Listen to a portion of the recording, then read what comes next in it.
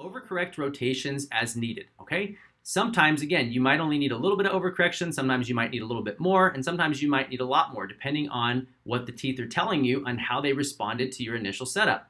So let's look through what that looks like. So again, same example case here. So we set up the case, same final result, but let's say when the patient came in, this is what their teeth look like, okay?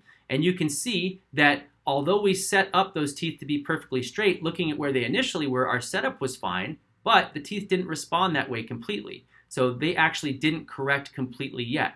So keep in mind, this is an example of what the teeth may look like chair side, and this is an example of what you set up here. So what can we do in a situation like that? We need to provide additional force.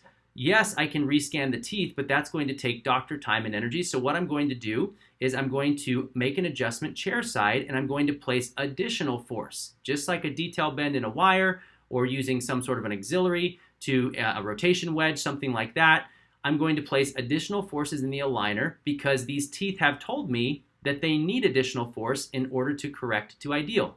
You can see as I make these movements, the number of stages changes, and so those stages are added to the end of the treatment plan there. The patient is currently wearing number 19. I'm going to order number 20, 21, 22. The patient will pick those up, they'll wear those aligners, and the next time I see that patient will be when they're on aligner number 22. And we're going to do the same exact thing again. We're going to look at the teeth, we're going to see how they responded, and if we need to make additional adjustments to those teeth, we will do so via a chairside refinement. So overcorrecting rotations, very simple thing to do. You overcorrect the rotations on the teeth that need them via the chairside refinement.